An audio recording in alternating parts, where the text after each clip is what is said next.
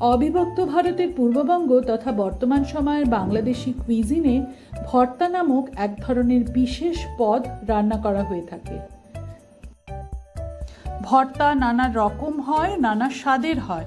Veg non veg দু রকম ভর্তায় রান্না করা হয়ে থাকে।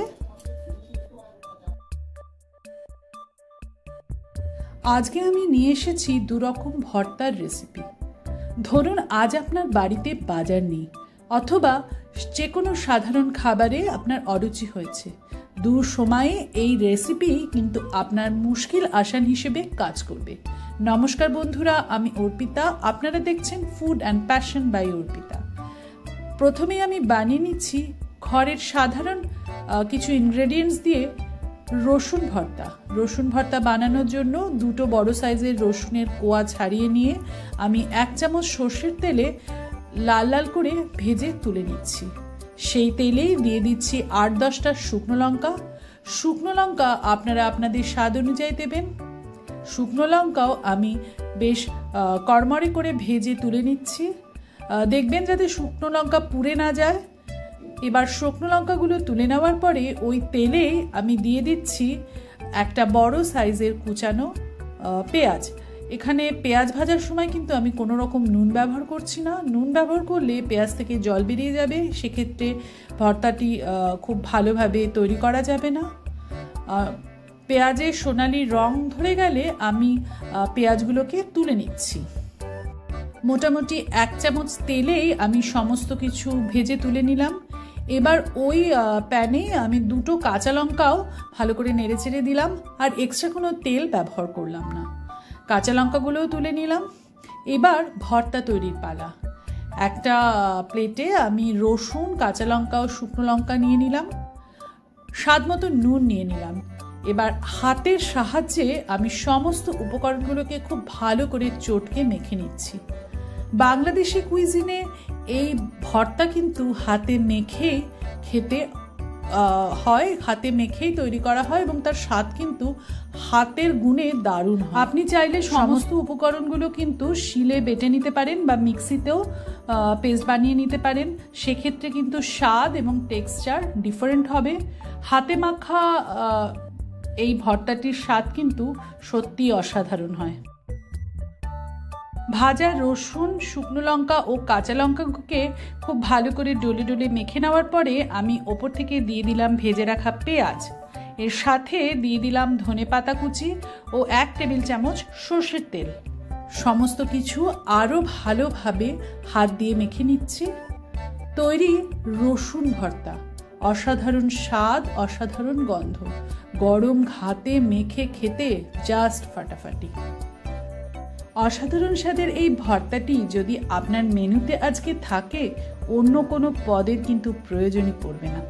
দারুণভাবে জমে যাবে আপনার লাঞ্চ বা ডিনার। আমার পরবর্তী রেসিপি টমেটো ভর্তা। টমেটো ভর্তা বানানোর জন্য আমি একটা প্যানে 1 টেবিল চামচ সর্ষের তেল গরম করে ওতে একটা ছোট সাইজের রসুনের কোয়া ছাড়িয়ে নিয়ে তা সোনালি রং করে ভেজে তুলে নিচ্ছি।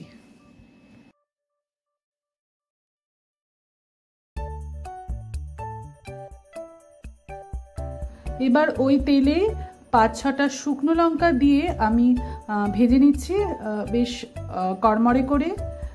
কম আঁচে ভাজছি যাতে পুড়ে না যায়। শুকনো লঙ্কা ভাজাও আমি তুলে নিলাম। এবার ওই তেলে আমি এক্সট্রা কোনো তেল দিলাম না। এবার ওই তেলেই আমি দিয়ে দিচ্ছি টমেটো। আমি এখানে 4টে টমেটো নিয়েছি। টমেটোগুলোকে অর্ধেক করে কেটে নিয়েছি। টমেটোর কাটা অংশগুলোকে প্যানের উপর রেখে হাই ফ্লেমে 1-2 মিনিট নাড়াচাড়া করে এবার ঢাকা দিয়ে বেশ কিছুক্ষণ রান্না করে নিচ্ছি। 3 থেকে 4 মিনিট ঢাকা দিয়ে রান্না করার পরে আমি আবারও উল্টে পাল্টে দিলাম। টমেটোগুলো নরম হয়েছে কিনা চেক করে নিয়ে আবারও ঢাকা দিয়ে বেশ কিছুক্ষণ রান্না করে নিলাম। মোটামুটি 5 থেকে 6 মিনিট কম আঁচে ঢাকা দিয়ে দিয়ে রান্না করলে টমেটোগুলো বেশ ভালোভাবে নরম হয়ে যাবে। টমেটো নরম হয়ে গেলে আমি একটা আলাদা পাত্রে তুলে রেখে দিলাম। রান্নার কাজ শেষ, এবার ভর্তা বানানোর পালা। একটা ডিশে এবার আমি নিয়ে নিলাম ভেজে রাখা শুকনো লঙ্কা ও রসুন, এর সাথে আমি নিয়ে নিলাম একটা কাঁচা লঙ্কা। এই ভর্তা বানানোর জন্য কিন্তু আমি কাঁচা লঙ্কাটাকে ভেজে নিলাম না, ডাইরেক্ট কাঁচা লঙ্কাই আমি ইউজ করছি। স্বাদ মতো নুন দিয়ে আমি সমস্ত উপকরণ খুব ভালো করে চটকে চটকে মিশিয়ে নিচ্ছি। এবার ভেজে রাখা টমেটোগুলো একটু ঠান্ডা হয়ে গেলে টমেটোগুলোর খোসা ছাড়িয়ে নিচ্ছি। টমেটোগুলোর খোসা ছাড়িয়ে নেবার পরে আমি একটা ফোর্ক বা কাঁটা চামচের সাহায্যে টমেটোগুলো খুব ভালো করে ম্যাশ করে নিচ্ছি। আপনারা চাইলে হাত দিয়েও করতে পারেন, তবে টমেটোগুলো কাঁটা চামচ দিয়ে করতে আমার সুবিধা মনে হলো, তাই আমি কাঁটা চামচ দিয়ে করলাম। সমস্ত টমেটো খুব ভালো করে আমি ঘেটে নিয়েছি।